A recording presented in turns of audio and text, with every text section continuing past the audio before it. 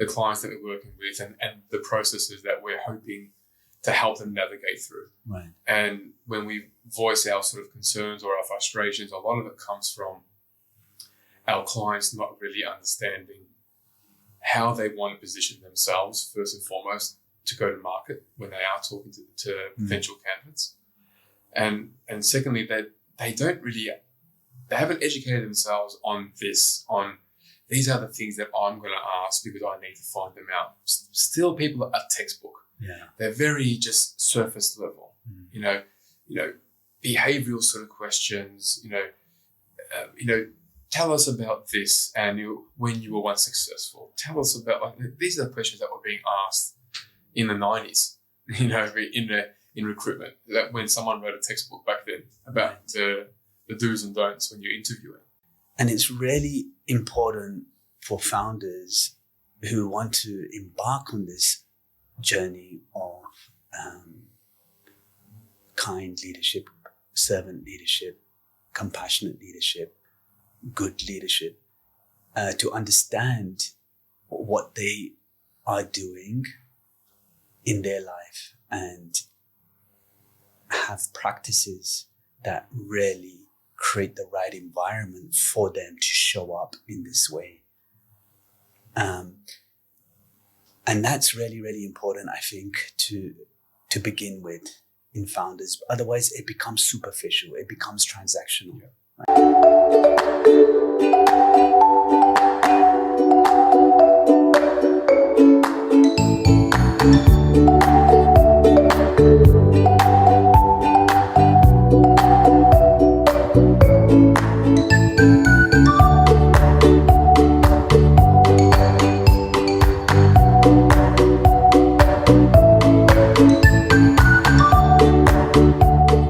In today's episode of Steering Success, we talk to an exceptional leader, Asim Janjua, who is a co-founder and chief of staff of Mamo.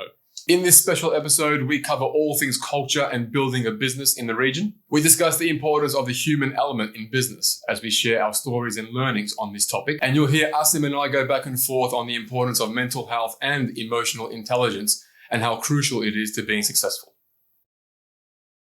Welcome, Asim.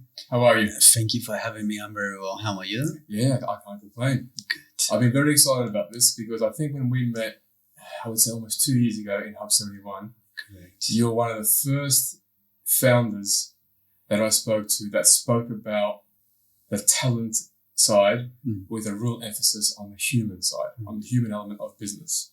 Whereas everyone else typically speaks about their business or the talent side as a chore, something that I need, a cost, and so forth. But you were really passionate for that 15 sort of minutes when I spoke to you. And I said, I have to get this guy onto a podcast, but I have to pick his brain about how you actually see things in more detail. And at that point, you didn't have a podcast. No, right? I didn't know. No. You were still thinking It was just like, this has been in the works for 2-3 Okay. years now. I'm just working out how to do it. And surprise, I just had a client of mine who provided me with the studio. Yeah. But, your insights were always quite refreshing. And then when we caught up again, I was always just intrigued to know more about how you see things and where that came from. So, keen to know more about yourself. We'll do the formalities. We'll do the intros, the cheesy stuff that everyone needs to know. We'll put that aside after 5 minutes. But tell us about yourself. Tell us about Mamo. Mamo is, to put it simply, Mamo is a payments company. Yeah. It's a startup that was founded in the UAE, in Dubai. Yeah. During a period, I think, where there was a lot of frustration with collecting money generally in the UAE. It's still going. It's still going. Still, like from a digital perspective, everything was cash in hand when we started it in 2019. Even at that point, I think distribution and deployment of credit cards was one of the lowest in the regions in the UAE. So people just weren't familiar with using what we are all familiar with, I'm sure, Australia, where you're from, or UK, Europe. Credit cards is a thing. People are very familiar with it, but here it wasn't really the case. I think in 2019, I still remember Amazon recently launched and they were still doing cash on delivery. I could not believe it. Yeah. So we still had that problem. Just 2019, what's that? It's like maybe 4 years ago, Ridiculous. Stripe wasn't around. Yeah. Very few companies around that really did digital payments, payment links, QR codes, etc. We had the traditional POS systems, etc. But even those were very corporate, and you needed to jump through hoops as a small business to get anywhere close to that type of service, i.e. have a corporate bank account. It was just really rigid and heavy for small businesses to do anything with. And as we probably know by now, that the lifeblood of a business is to collect payments in an efficient, timely manner so you can grow and have sustenance. So originally I set out to collect payments not only through fiat currency but through crypto as well. The crypto idea didn't last very long, unfortunately, because the regulation was very nascent. And as soon as me and my co-founder Iman got caught up with traditional regulation, fiat regulation, it was a rabbit hole of making sure that we did the right thing with that regulation. So here we are, fast forward 4 years. We have a product called Mamo Business that is, I guess, very similar to Stripe in many ways. Not Stripe here. Stripe here is a little bit kind of downsized compared to Stripe Europe and Stripe US, where they have lending, they have card services, expense management. They don't have that here, namely because they're not regulated fully here. They're using an acquiring partner here. We are now fully regulated after a year and a half, a year and a quarter in regulation. And we were one of the first FinTech startups to be regulated by the DFSA as well, to provide money services.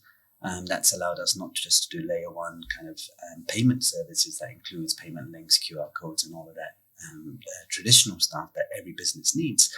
We've also been able to now do spend management as well, which allows small businesses to apply for a card, top up that card and use it for business expenses as well. And done in a very, very efficient way, all from the balances of your Mamo Business dashboard. And then inshallah, like in the future, we'll go into kind of small business lending as well to help small businesses to grow their footprint, whether it's a yoga studio or a Pilates studio that wants to expand their business, they can apply for a loan. And the great thing is we already have data on these businesses who are transacting with us to be able to provide them with a very, very good loan to grow their business as well. Any room for invoice factoring in there as well? Great. That will probably be part of lending. So we're still exploring how we're going to do lending. I don't think it's going to be traditional kind of bank style lending. It will be invoice factoring or some form of kind of procurement of products. Amazing. As well. Amazing. I mean, it's one thing from where I sit, business owner myself, have been for a number of years with a partner in a previous firm.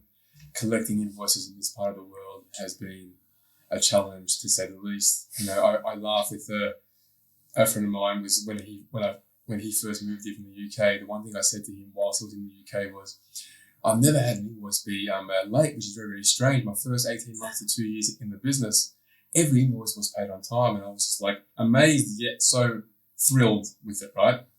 Since I made that comment, almost 50% of my invoices are delayed by 30, 60, 90 days.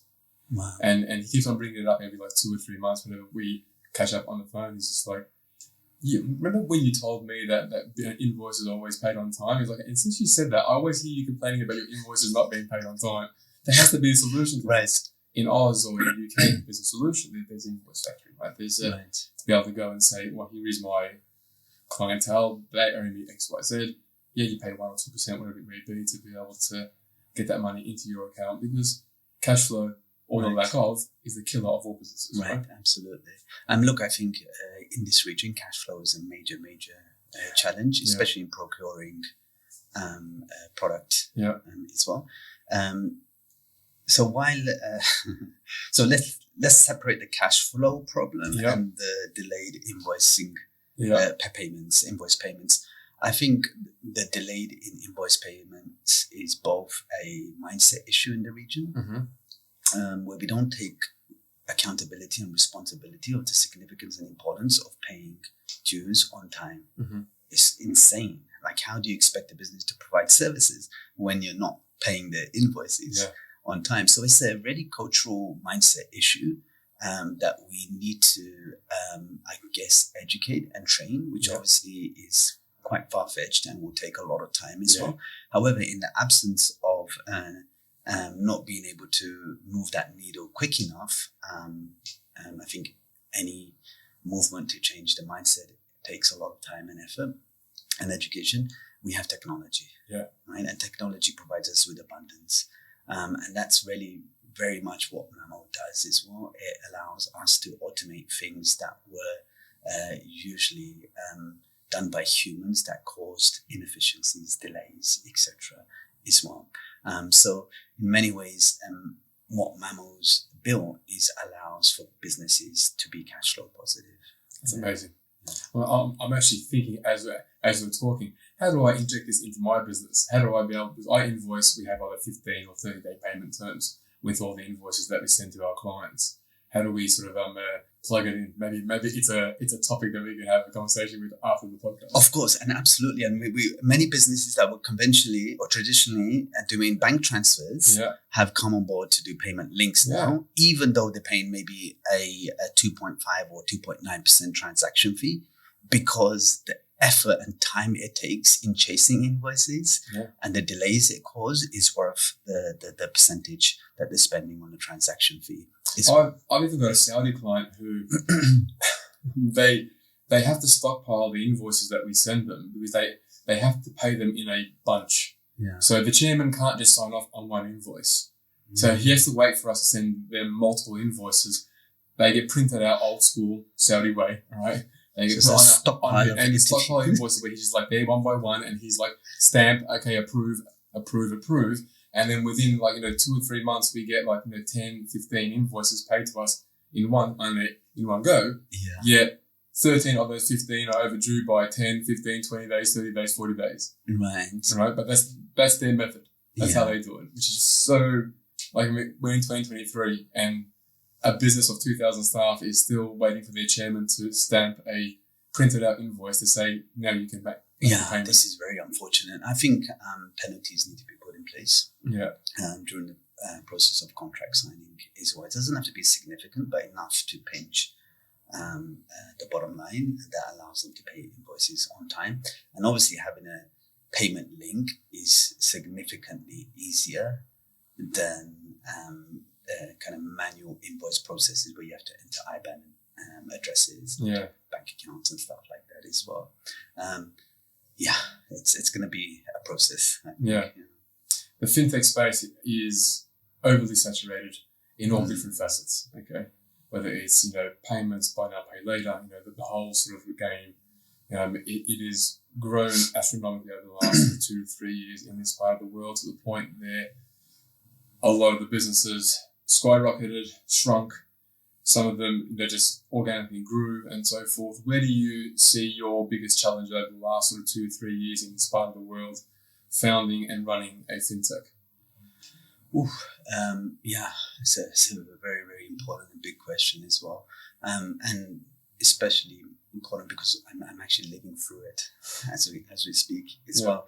Look, I think on the technology side, there's clear pain points whereby the region is, I would say, arguably years behind Europe or the Western markets and behind the African markets as well, and most definitely behind the Eastern markets as well. So there is a technology void and gap in this region that we need to catch up on as well.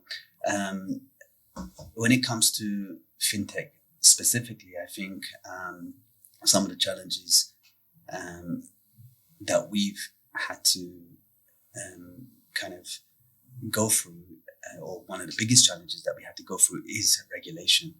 Not because it's regulation. I mean, I think regulation is wonderful, especially when it's done well and works well. I think it protects both the business and the consumer as well.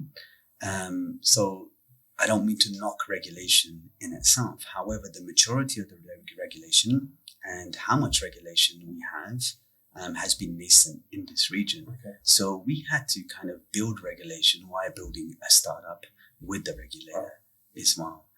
So that was an incredible challenge.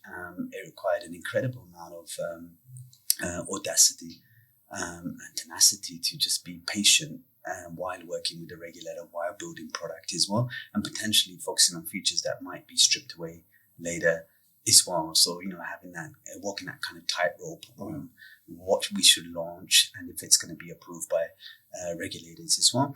While at the same time, I think you would agree that a startup needs to move fast. It's the DNA of a startup, right? It really needs to move and get to market as quick as possible.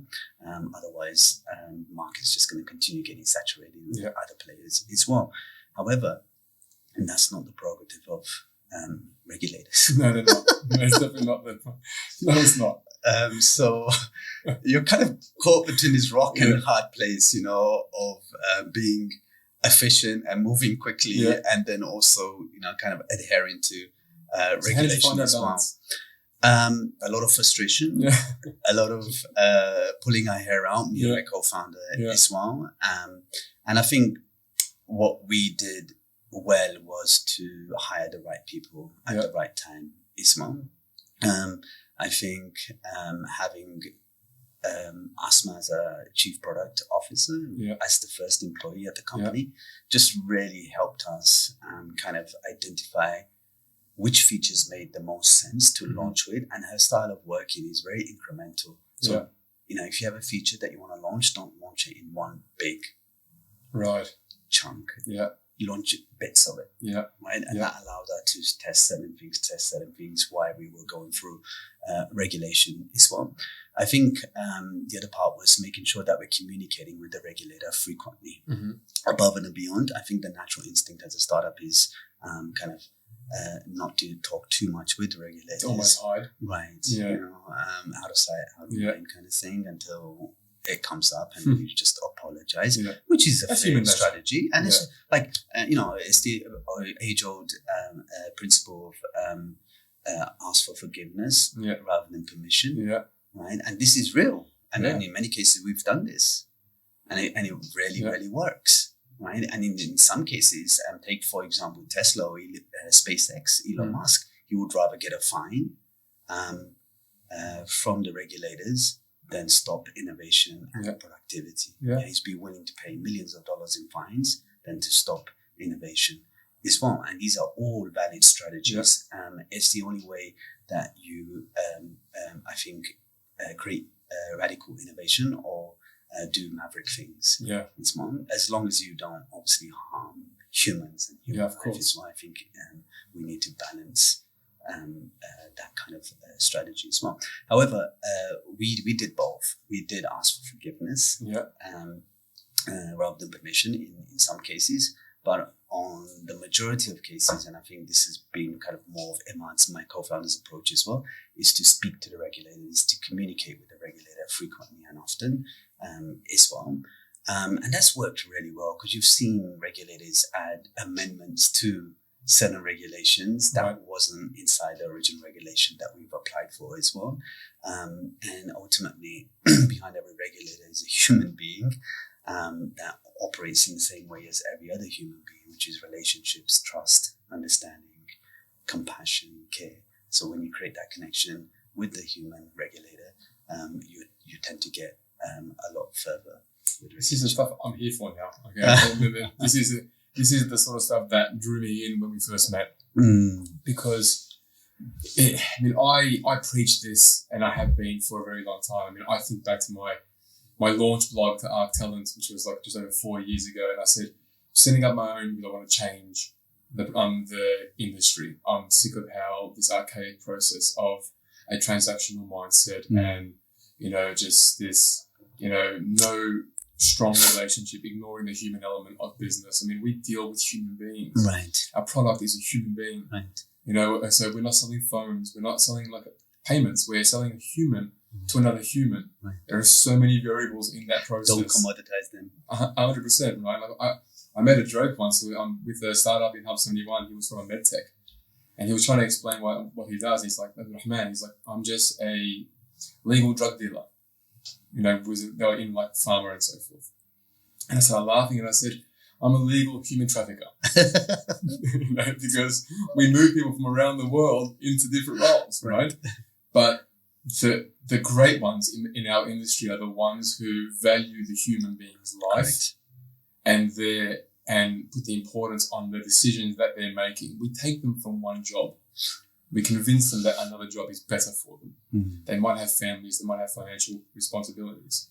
We can't ignore that. Right. We have to put that into our process when we are taking someone from the UK and bringing them here, taking someone from here and taking them to Saudi, moving their families abroad and so forth, right? Right.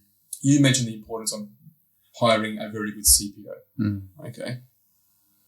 What's it been like for you on the talent acquisition side to be able to get it right? What learnings have you taken from it in the last 3 or 4 years? Oof. Talent has been one of the most difficult things that we've had to, that I personally had to come up against as well. I think everything from the interview process to hiring the person is important when hiring. And I think for us, it was really, really important. I mean, like for me, just generally, like, dude, if I'm going to build a company, I want to wake up every day and want to come to the office. Yeah. The buck stops with me. If I don't feel like going to the office on a Monday morning, it's nobody else's fault except mine. Mm-hmm. Right? Therefore, the responsibility and accountability that comes with hiring the right people from an energy level, from an emotional level, from an intellectual level, and from a compassionate level, from an empathetic level becomes extremely critical for me. Yeah, and I think Imad, my co-founder, would agree as well, especially right now, given the 4 years we've been in business. Yep. And we've seen the highs and the lows and the challenges with hiring correctly as well. Was that always with you? That empathy, that understanding of what or how you needed to be in a business to be able to be successful, to get others to follow? Because as leaders, you're only a leader if people follow you. Right? So, has that always been something in you? Yeah, and I would love to ask you the same when you were describing being a legal human trafficker. Like, where did it come from as well, that sense of significance and importance to humans as well? For me, yes, it's always been with me and part of me as well. I think, and I was challenged by this as a young man growing up, having a sense of awareness or empathy or compassion. Yeah. That was unlike my brothers or the men that I was surrounded by. And I didn't know what was happening and why I felt like this growing up as well, or how to channel it or what to do with it. Yeah. Right? Instead of kind of forcing myself and masking it with what men do. Yeah. Go play soccer, football, go do sports or whatever that may distract you from that as well. And it was only in my later years that I truly started owning this and understanding this in my early 20s, still significantly early compared to most men, and really started embodying this way of being. And the reason I think that I took that power back and stepped into this space was because I realized that this for me ultimately is truth. Mm-hmm. Right. And when I used to go against this, it just did not sit right inside. You weren't comfortable. It wasn't comfortable. Yeah. When I did transactional things, it just didn't feel right. Yeah. Right. When I was short with people, it just didn't feel right. Mm-hmm. Right. And when I was kindness, 99%, when I was kind, 99% of the time, it would be reciprocated. Yeah. Yeah. And I think the more confident you get with all of those, let's say, softer skills, the more it's reciprocated, because you come from a place of strength, not seeing it as meek or weak. Which is understandable for many males to feel like, especially when they come from a certain cultural sort of background, where if you are a empathetic, sympathetic, understanding male in business with your group of friends, you are showing a sign of weakness. Right. You are, giving them an opportunity to manipulate, to overpower you, because you are the understanding guy who, feels for your pain or for your suffering and can understand what you're going through and tries to relate and tries to sort of be there for you. Therefore, again, weakness, right? Mm-hmm. My opening or my big epiphany I had was, it was probably 13, 14 years ago. I was 3 or 4 or 5 years into management, and I was lucky enough to work for a very, very big business who took me under their wing, $15 billion turnover. They saw sparks in me that they wanted to hone in on and groom and so forth. They got me a corporate psychologist for 12 months and helped me sort of grow as a leader. I did a full 360, where I was assessed by my staff, my peers, and my superiors at the time. And the one thing that came out was a severe lack of empathy. Wow, this was like 10 years? This was 2010, 2011, wow. I think it was. I was like 30, 31 years old. I had just gotten married at that time, and I was just like... How did that feel? I was like, what do you mean empathy? What is that? What are you talking about? I'm a hard-nosed locker room manager. Yeah. Yeah, like I will bark orders. Mm-hmm. I used to walk around with a football in my hand, and I used to just like circle my prey, so to speak, on the sales floor. That was my motivation. I'd watched too many movies. Any given Sunday, the Al Pacino speech. That was my sort of speech reworded. Okay, and this really hurt me. Mm-hmm. Because I was reading the feedback that was anonymous about how they saw me. Certain things like me walking around the office of 160-something consultants and me walking around with a football in my hand was annoying a lot of people, was intimidating a lot of people. And I was thinking, how innocent is this? And Australian football, me just walking around, I just liked the feeling of it in my hand. So it would calm me, like a stress ball. Yeah. All right? But it was rubbing people the wrong way. Just little behaviors like this. Other things like my communication style was very blanket to everybody. So whether you were a softly spoken introvert, whether you were a loudmouth extrovert, whether you were somewhere in between, whether you were overly sensitive male, whether you were overly sensitive female, I barked orders and managed you and motivated you in one way. Sure. Okay? So all these things came out in this assessment. So when I'm talking to my corporate psychologist on a weekly basis, we started working on communication styles and reading the room and understanding what certain individuals needed, not only in my team who I was directly managing, but more importantly, the people who I was working with, my peers, they felt that they weren't getting enough out of me based on my position in the business. They felt that I was very honed in on what I was doing and not necessarily thinking about the team, thinking about how I could bring other people along with me. Mm. So that took a long time, almost 12 months of actually working with this individual to start changing all these bad habits that I had, thinking about that one way.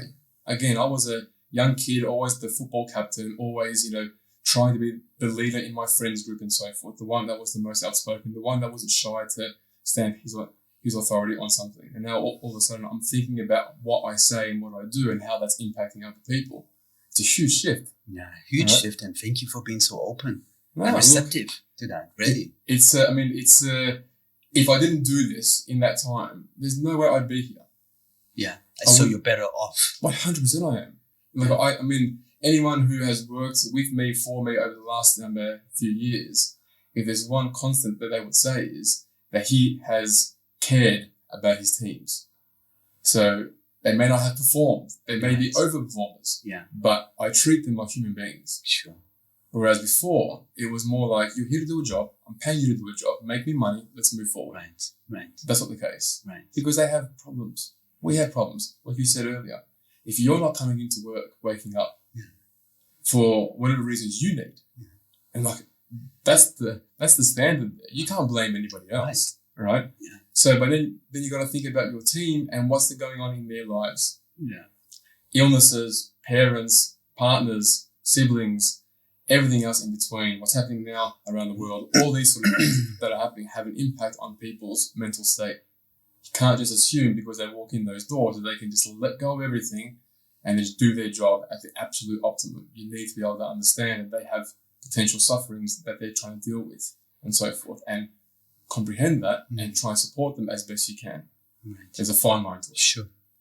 I've been too overly supportive and almost being their friend. And I mentioned this in one of my other podcasts, is that when you are too close to them, too friendly with them, then all of a sudden there is a human nature for them to think that they can get away with murder, because you then become way too soft.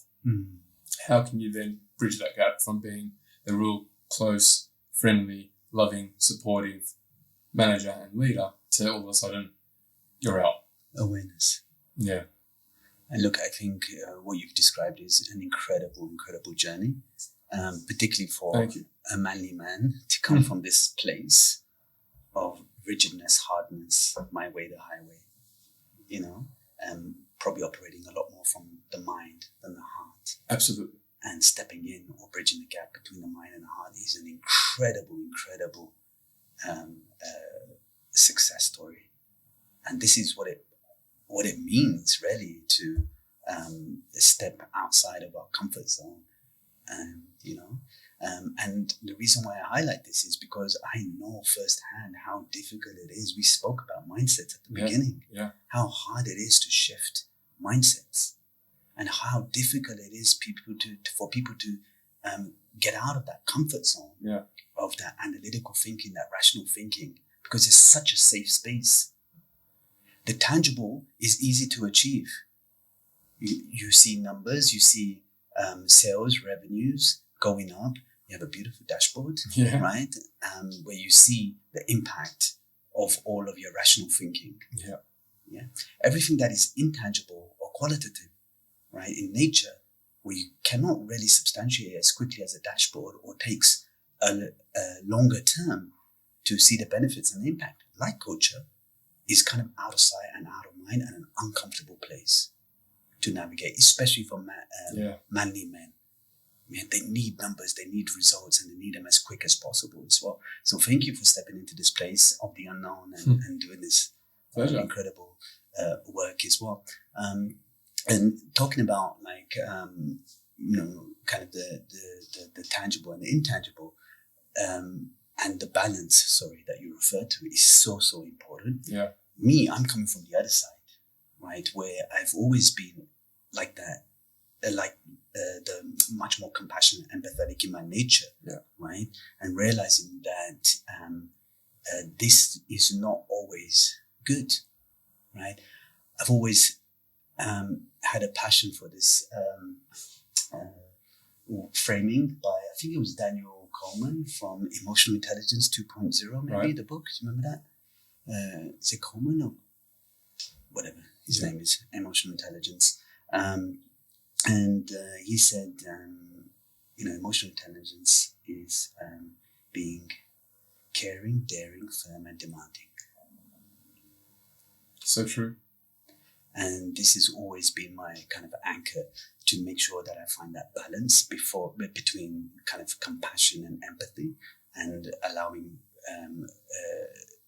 and making sure that the business is also thriving, and constantly finding that balance is so critical and so important. And in many ways, me and my co-founder are that balance for each other, right? He's really, really good with business and analytics and finance, etc., right? Where I'm really good with people. So we're constantly balancing each other out as well. The beautiful thing is that we both appreciate truly what each other does. That's rare. Not from the beginning, but through hook and crook, through trying and seeing the failures and the ups and downs. It's like, okay, this is so important that we both support each other in our expertise and what we do. What was it? It was firm. It was caring, daring, firm, and demanding. Caring, daring, firm, and demanding. Just listen to those 4 words. Mm-hmm. None of them are in the same families. Mm-hmm. All right, we're not pointing towards the same meanings. We're not pointing towards the same personality traits, the same character. Mm-hmm. This is where a lot of people struggle to understand the meaning or the importance of emotional intelligence in business, just in life in general, because they think emotional intelligence is someone who's just overly supportive and just, always there for you no matter what. Right? Whereas, these words, they all are part of that word, that term, that statement. Yeah. Okay. And you need to encompass all of them to be able to be successful in that. It's a single spectrum. Yeah. It's one coin. Yeah. Right. So you just need to make sure how much you dial it up and dial it down on each one of those spectrums. But you still need to be able to go to all 4 of those spectrums. Right.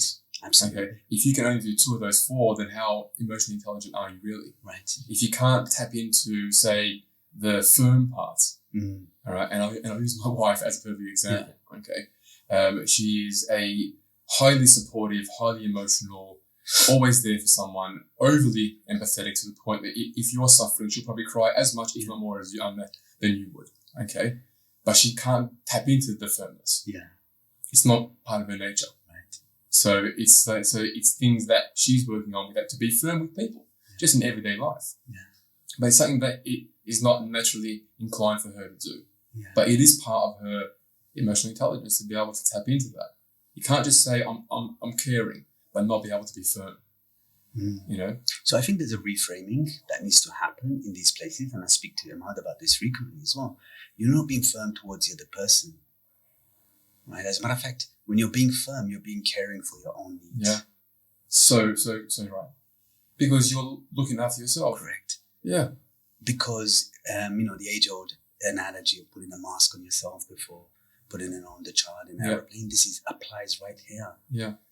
Right. If you're not firm in a situation, and we'll come to situational awareness in a bit as well. This is really important. And like if you had that quadrant, like caring, daring, firm, and demanding, it requires situational awareness, internal awareness, and external awareness as well to be able to apply these in the best way possible as well. You know, this is exactly what I wanted to talk to you about. Putting all that into perspective now and knowing all these things, how much of this do you implement when you are recruiting? How much of this do you implement when you are talking to people and trying to sell them on your business? Yeah. Look, even when I was driving here, I was thinking about how we can improve our interview process. Yeah. What questions we can ask that go deeper and deeper into making sure that we understand the psyche of the person and that they are a good fit for us and we're a good fit for them as well. And just thinking over my head, currently, what are my set of questions that I'm asking? And there's 3 pivotal questions that I've asked since the beginning of Mamo. I still do the cultural interviews, by the way, with most employees still, like 95% of employees. Wow. And even the 5% that get past me, there's a onboarding with me as well. And I enjoy it. I really do. Even if it's a 30-minute, it's not too much time to spend with a new employee, no matter how senior or junior. I really, really enjoy it. I think it's beneficial for both me, the organization, and them, which makes it a win-win-win situation. It's great for them. Right. Yeah. The 3 questions are, the first one is, what's the difference between empathy and compassion? So discerning the difference there is really, really important. And this is touching on our discussion earlier about finding the balance. Yep. Right. One is perhaps a little bit more active. The other one is a little bit more passive. Right. Not in a negative sense, just in terms of actions and feelings or behaviors and thinking, and then we ask them explain in their own words what emotional intelligence is and give me an example of how they've used it in life. Wow. Are you asking this to engineers? Everyone. Oh, wow. Oh, man. I would love to be in the room to hear the answers from some of the tech guys. And some of the answers are mind-blowing. It's really, really exciting, especially the engineers. Yeah? Yeah, especially the engineers. And I'm genuinely surprised of how many engineers really, really are open to exploring these questions. They may not get it right or may not have the obvious answer, but most definitely receptive to it. Right. And the reason why I think that is because they're right on the other end of the scale and probably heard of it. And it's something that is interesting, but don't know how to get there. Yeah. So they're really receptive to it. And to this day, the engineers that I've hired spend time with me to really understand what that means and how to embody it. And embodying this is really important more than speaking about it, as it is with values as well. Wow. Yeah. And the third question? And the third question, so we had, difference between compassion and empathy, explain emotional intelligence. And the last one was to really give us an example of how they react to a difficult situation. And that will allow us to really understand whether they will apply those first 2 methods. Of empathy, compassion, or emotional intelligence. See, I love this because, we sit in our offices, we have our sort of team meetings and so forth, and we talk about the clients that we're working with and the processes that we're hoping to help them navigate through. Right. And when we voice our sort of concerns or our frustrations, a lot of it comes from our clients not really understanding how they want to position themselves, first and foremost, to go to market when they are talking to potential candidates. And secondly, they haven't educated themselves on these are the things that I'm going to ask because I need to find them out. Still, people are textbook. Yeah. They're very just surface level, you know, behavioral sort of questions, tell us about this and when you were once successful. Tell us about, these are the questions that were being asked in the 90s, in recruitment, that when someone wrote a textbook back then about the do's and don'ts when you're interviewing. Right. Interview should be like this. It has to be like this. Conversation. 100%. Like, I get laughed at from my team sometimes because I'm known as probably the worst yet best interviewer at the same time. And I'll tell you why. I have zero attention span for I'm going through the granular details about how they perform, how they actually do that, their whole methodology, and so forth. So I pass it off to my team whenever we're recruiting anybody. The tactical stuff. Yeah, so the technical when I'm stuff. hiring for myself, I can't do it. Yeah. Whether it's because I've been doing it for too long and my brain now just can't focus on those little things anymore. So I do the culture call, okay? And that's typically first. And then if I like someone, I'll tell my team, whether it's, Crystal, whether it's David or anybody else, I'll say, now can you talk to them and see whether or not they can do the job? Right. Because I won't even bother with whether they can do the job or not. I'll just ask my questions about the human side. Right. Is this person a good human being? Right. Is this person someone that I want to surround my other good human beings with? Right. Or are they going to be toxic? Are they going to be poisonous into my culture? Right. Okay. And if they can't get past that barrier, they can be absolute elite performers. I don't want them. Yeah. Because I can't have that bad personality. Right. Life's too short. Correct. To wake up in the morning, to be excited, like you said, to want to go to work. Right. And to work with people who you look at, it's like, you are doing my head in. I don't like you, but because you're making me money, I'm going to tolerate it. No. You need to pick your battles. You've got to pick your battles, right? Seriously. So what would I build a culture with, say, half great people and half great performers but horrible people? Right. I don't want that. Right. I did this once in my previous firm. I was 2 or 3 months into the job. I was joined as an MD and a managing partner. And there was one top biller. She was brutal with everybody in the office. Toxic, cancerous, to the point that in 20 years, I don't think I had met someone so antagonistic in her nature. That I went to my partner at the time and I said, I'm going to terminate her. And he's like, that's a big call because she's our number one earner. I said, we'll find other ways to make money. I'll structure the business in like certain ways and other people will increase and so forth. But she can't be in the office anymore. Yeah. Without it hearing directly, I am noticing a lot of resentment towards this individual. So I terminated her. Again, going into a business, 3 months into a role, meant to be the new leader, running the headquarters and so forth. The first thing I do is get rid of the top salesperson. Okay? Because of culture. Because for me, culture is everything. Wow.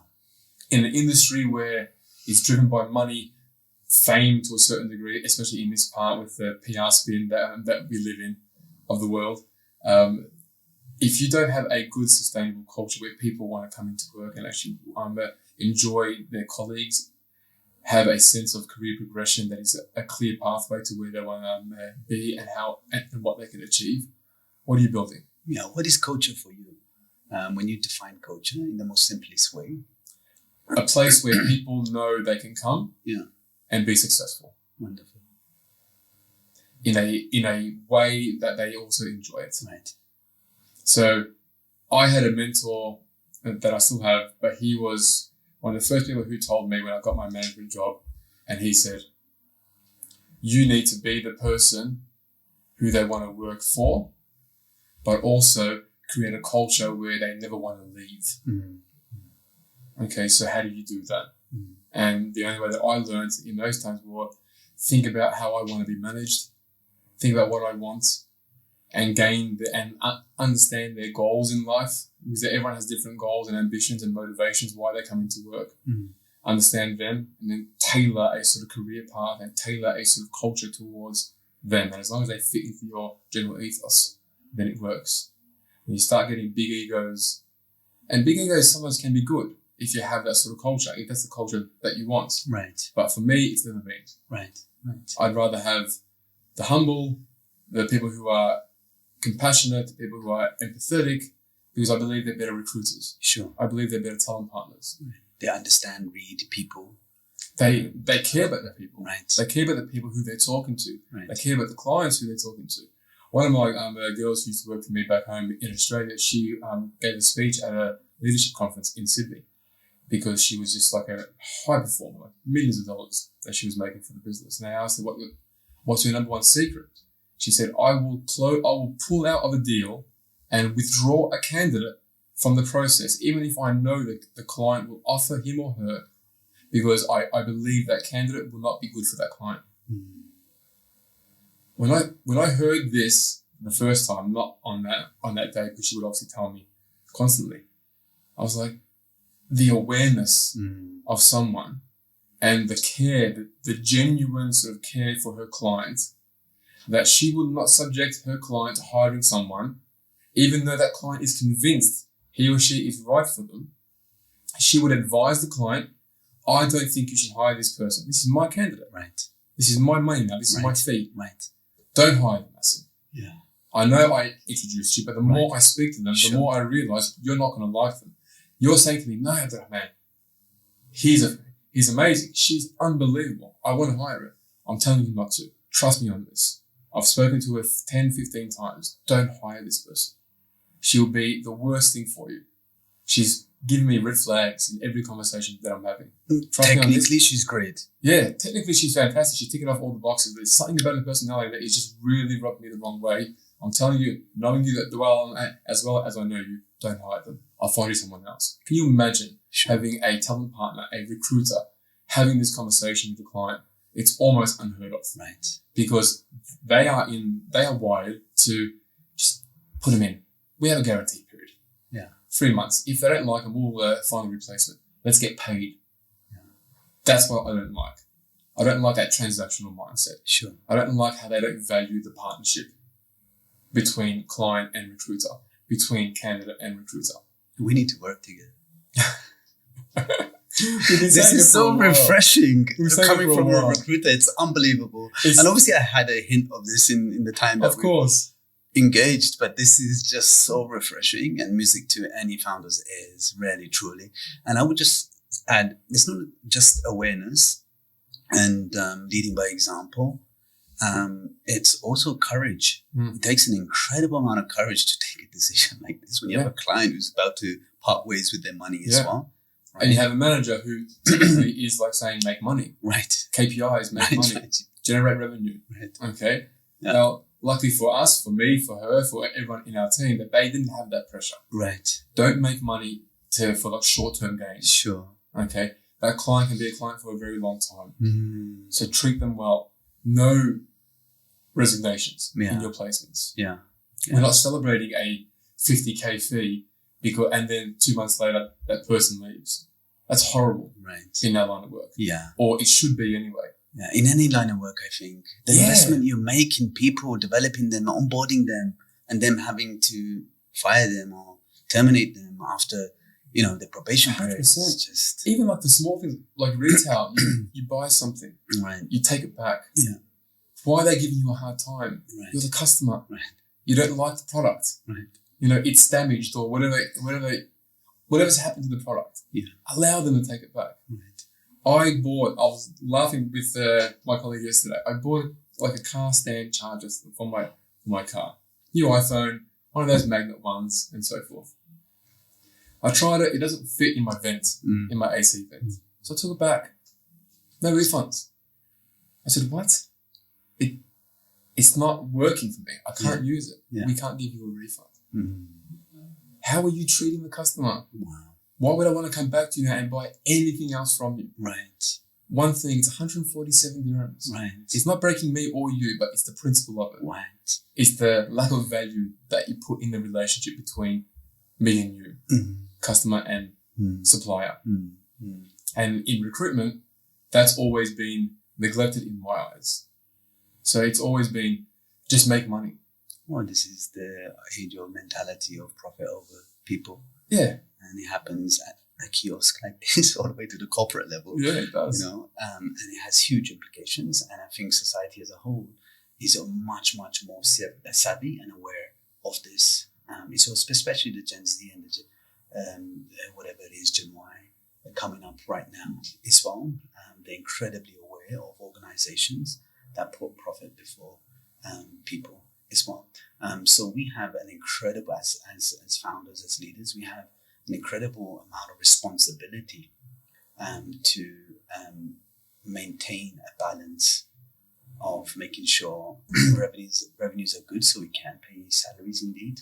It's very important. Yeah, absolutely. But at the same time, making sure that we are connecting with people, understanding people, asking them what do they need to be their best version to be successful, right? What do they need? Not what my company needs, what my business needs. Ultimately, the beneficiary of that is going to be the company and the business, of course. But if you can really, truly connect with an individual and ask them what they need, everything changes inside an organization.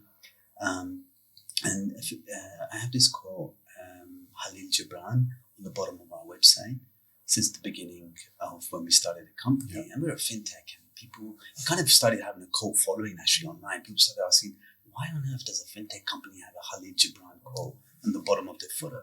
And it's just been always part of me. Even before I moved to the region, I was reading The Prophet by Halil Gibran. And it goes something like, all work is love made visible. And it's really truly speaks to the essence of what I wish to do for me personally and what I wish for the organization Mamo to achieve as well.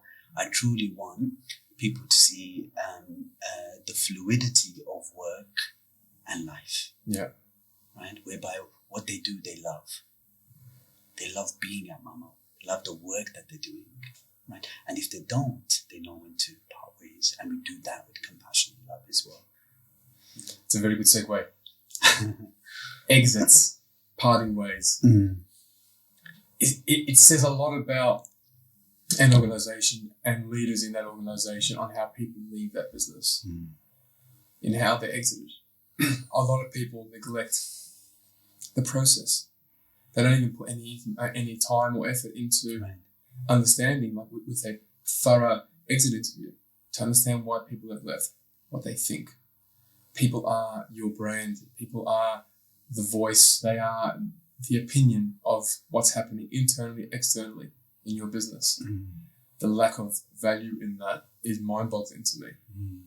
You know, like you can't have everyone love you. You can't have everyone like you. Yeah. Okay.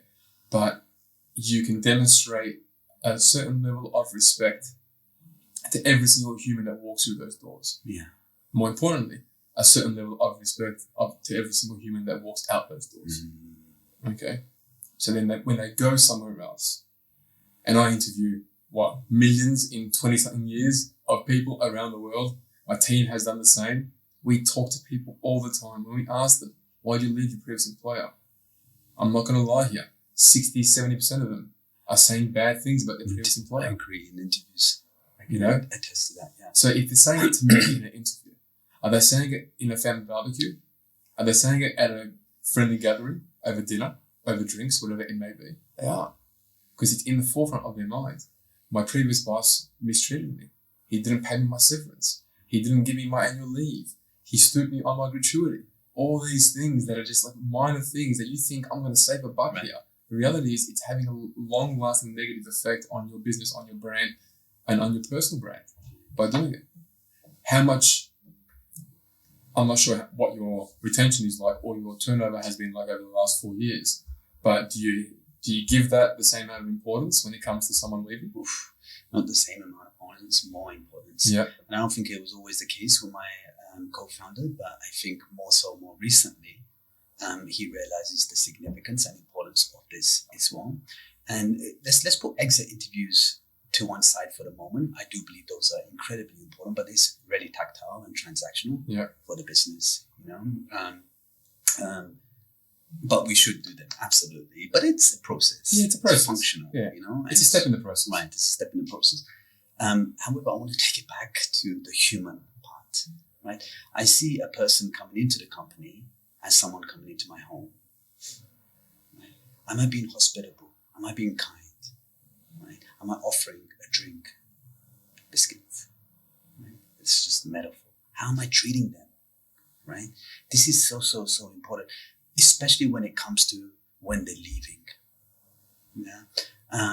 It's easy to hire someone when you're in a good place as an organization. Yeah. When someone isn't performing, it's way more difficult to be kind and generous. But this is when it really counts. Yeah. Being kind and generous when you're rich and healthy and good should be a default place and a good place. But truly to test your threshold for kindness and compassion and love is when situations get really, really difficult. Indeed. Yeah. And I think what we've done over time is made sure that we have a personal conversation with everyone, the founders, who's parting ways. I tell you, we had to do a riff recently. We had to let a lot of employees go recently due to a number of reasons. Early in the year, where we had a financial crisis or what felt like a recession, and then a bunch of stuff happening in the UAE, in the US, and numbers fluctuating. So we had to let a few sort of employees go. But I'm so proud of the team on how we did this. From hire, my right-hand person like Crystal is still, to Imad, my co-founder, to every team leader. Yeah, we sat down together, we planned it, we wrote down the communication that we would share with every team member. The amount of effort and time we put in to letting people go just made my heart so fond of the people that I was surrounded by, including my co-founder. Amazing. As well. And you see the benefits of that. When we did let people go, we came together almost like a community. The strength and love that resonated amongst everyone. We opened up the platform for questions after we let the people go from the people who remained. Yeah. Too. And we didn't have to do any of that. That's great transparency. Honestly. And what happened was people that we did let go, and I could not believe this, came to me privately, at least 2, maybe 3. I'd be willing to work for you for 3 months, for 6 months for free until we're in a better financial situation. Wow. I was like, wow, thank you so much, but I can't do this. Really, really, really appreciate it. You should go. We're going to support you to find a new job. This is a great sign for the values and the culture and the way you treat people inside an organization. The other sign is when you have returning people who've left the organization come back in passing to the office and say hello. And I love this. And when that happens, I go and speak to the person and spend time with them and welcome them back as well. I like to leave the door half open. Yeah. That's brilliant. And we had someone yesterday come in, a girl who was the first employee for ARC 4 years ago, right before Crystal. And she asked me 2-3 years ago to go and do other things, more internal work, HR work, and so forth. And then she's been helping us freelancing in between her last job and her new job. She popped into the office yesterday, and it feels like it's just someone who has been working there the whole time. Awesome. Right? She's still friends with obviously Crystal and the other members of the team and so forth. So it's a good feeling. Right. Even if it doesn't happen often, it's a good feeling. Right. Because you know that you've created something that people don't want to just wash their hands from. Right. You know? Yeah. I would add that we remember experiences than numbers and anything that is non-visceral. Of course. Right? So that means the way we treat people, were they learning, were they growing? Was it tension during the time that they were with us? Or was it hard work but fun at the same time, right? And when we create wonderful experiences, these experiences stick with people And this is what makes them stay connected and come back to us as well. So my personal private North Star as a human being is, what kind of experience am I leaving behind with this person right now? Even with you, when I was driving here, what kind of experience do I want to leave behind with Abdulrahman? Yeah. Look, my father, who's I always say to people, I've had a mentor for around 16, 17 years in business, but my dad has always been my life sort of mentor, right? And I asked him earlier on in my career, I said, how do I do this? How do I navigate through being a manager when I was struggling to be a manager or a successful one? And obviously, being spiritually inclined, we have different sort of ways to find our answers and so forth. And he said to me, you've been blessed with a responsibility to lead people. Don't take that for granted, because you'll be held accountable for that responsibility. So how you treat them, how they feel under your leadership, under your management, you'll have to answer for. So if you belittle them, if you bully them, if you push them around, if you stunt their growth, if you just manipulate them, use them, all these things, like oppress them essentially, because you have power over them. I'm going to dangle your salary. You don't do this, then I won't pay you, or I won't pay your commissions. It happens. People are drunk with power, right? He said you need to be mindful of how you speak to these people. Right. If they're going home feeling that they're unhappy under your leadership, this is a problem for you. So from that time, it was like human, okay? They're human beings. Right. You need to care. Right. You need to care about them enough. They may not be the most important people in your lives. That's fine. But they are important. And you can't treat them like a number. You can't treat them like a revenue target, like a KPI. You have to treat them like more than that. Because they are more than that. We are all more than that. Right. I would hate to be treated and discarded like a number because I didn't perform. Right. Without my leader, my manager, my supervisor taking the time to understand why I was struggling. People can lose. Like I had a girl who worked for me once, years and years ago. Her parents died in the space of 2-3 months. She wasn't successful. She didn't make a placement for like 6 months. The powers that be behind above me were saying, terminate. I said, hang on a second. She just lost her parents. Right. What do you expect her to do? We should be giving her extended bereavement leave. Right. Why is she even coming into work? Right. What are we doing? Beautiful. Losing one parent is bad enough. Losing both, can you imagine coming into work? Hey, do you want to do some recruitment? I just found out that my mum died and my dad died abroad. You couldn't even be there for the funeral. Yeah. Like all these things, you have to take into account. Yeah. And even this conversation, hearing you talk about it as a founder, knowing what I know and knowing what I believe, there's not enough of this in my eyes. There's so much content on LinkedIn and other platforms where people are sharing, their fundraising rounds and, the successes they've had and mergers or anything like this, right? People's got their new jobs and so forth, but there's none of this or hardly any of this. Right. This is the most important. This is the livelihood of any business. Right. You have a great concept, a great business. If you don't have great people, what is it? Right. For every one startup that we celebrate for being successful, going through Series A, Series B, and growth and so forth, there are hundreds and thousands of startups who are struggling. Right. Without naming names of the sort of ecosystems and so forth, but there are incubators and sort of communities that house 100, 200 startups. Right. One or two of them are doing great, and they are highlighted, and they are put up on a pedestal with a spotlight on them. Right. What are we doing to help the 198 others that are struggling? Right. Either to secure funding, to grow their business, to strategize in the best possible way to be able to get through the murky waters that they're currently in. Well, it works for VCs. They just need one of their 50 companies to be successful, to pay back. And that's the mindset with everybody, right? We have almost adopted the mindset of, as long as one is doing right, we don't care about the others that are struggling. Yeah. But what if it was more of a collective sort of educational piece that there was more panel conversations about this. Can you imagine in the IFC? Can you imagine in a STEP conference or, in CEF or anything like that, where they have a panel on stage, on the main stage, and we're talking about the importance of the human side of business. Right. We're talking about empathy. We're talking about emotional intelligence. We're not talking about how I raised, my Series A and so forth, right? But talking about the things that touch people's hearts. Right. That have a true connection. Yeah, it makes me excited. It makes me want to do more of this.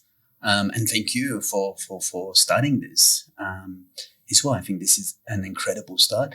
I think this is really important work that needs to be done on an institutional level to bring back the conversation to these skills. And now is the time. Yeah. Something has shifted. Yeah. Even men of the power and the strength of compassion, servant leadership, quiet leadership, emotional intelligence, all of these things that we used to throw around have become incredibly important because we are seeing how they negatively impact bottom line when not done well, finally.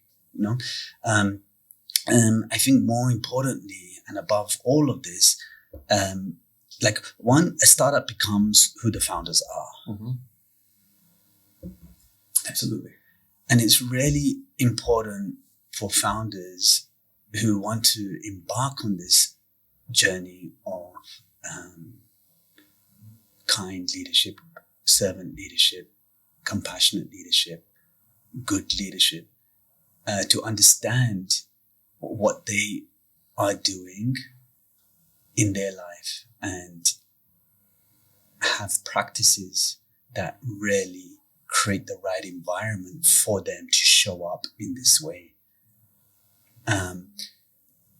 And that's really, really important, I think, to begin with in founders. Otherwise, it becomes superficial. It becomes transactional, right? If we don't have good cadence for having time for ourselves, perhaps in the mornings or in the evenings, to reflect, to think, to meditate, to run, whatever your practice is, to decompress, right? You're only going to be highly strung at work and difficult and irritable, etc. I'm smoking because it's been a conversation in my household. Yeah. I call it me time. Me time. Okay? Yeah. I have me time twice a week, right, where I switch off from everything, from work, from family, and so forth, and I just need to, like you said, decompress. Right. Okay.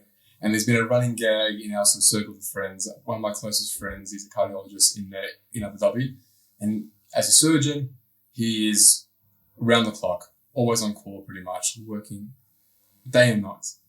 And I've been trying to sort of lure him into his me time. Yeah. Like, you got to take time. Go get a massage. Right. Go just relax. Sit in the sun and just, headphones on, podcasts, music, whatever you want to listen to and so forth, and just be at peace. Yeah. Don't let anything else distract you. Get involved in your life for an hour, 2 hours, whatever it may be, sort of thing. Yeah. He actually called me 2 nights ago, and he said that he's going to definitely implement this in 2024. He said, don't wait for 2024. We're like 6, 7, 8 weeks away from 2024. Implement it now. Even if it's like once a week, once a month, baby steps. Yeah. It's important. Yeah. I say to my wife, if I didn't have me time, I would be highly strung. Yeah.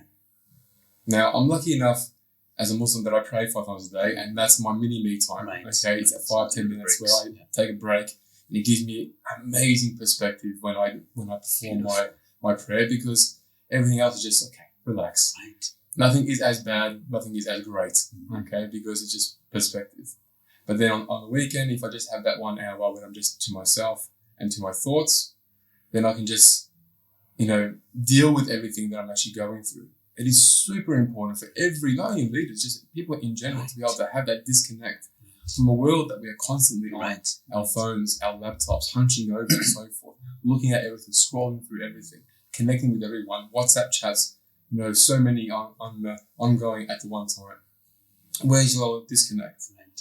You're constantly just talking one person to another on 3 or 4 different devices. Right. And when we do have decompression time, it's perhaps going out, drinking. Yeah, exactly. Which is not really, it's almost like a masking. It's almost like a drowning of what you're feeling, your emotions, your thoughts and so forth, not necessarily being able to deal with them, be able to separate them. and the negative impact of waking up in the morning without hangover and all that is just detrimental to everything. And I think that's the self-fulfilling prophecy that we're in right now. You know, especially in the startup world and in the founder world as well. I have maybe 2 or 3 founders, my peers, that I work with privately on mental health, which is something that I really, really, perhaps in another startup or another life, I really want to focus on, particularly focused on men as well, on how to separate and how to engage the heart more and bridge the gap between the heart and the mind as well. Because they're really, really headstrong, you know, it's like really focused on efficiency, productivity, automation. These are all heady things, you know, and eventually will create some form of disease or a burnout as well, you know. And I've been seeing that a lot in the startup world as well. I think, you know, startups are hard anyway to get to market, find product market fit and all of that jazz anyway. But when you're not in a good place yourself, when you're kind of burning the candle at both ends, you're most definitely not going to be thinking outside of the box or creatively about how you can generate revenue or what you can do in terms of innovation or what features you should learn. Absolutely not. It's like running a car and, you know, never changing the oil. And eventually it's going to just explode or break down, you know.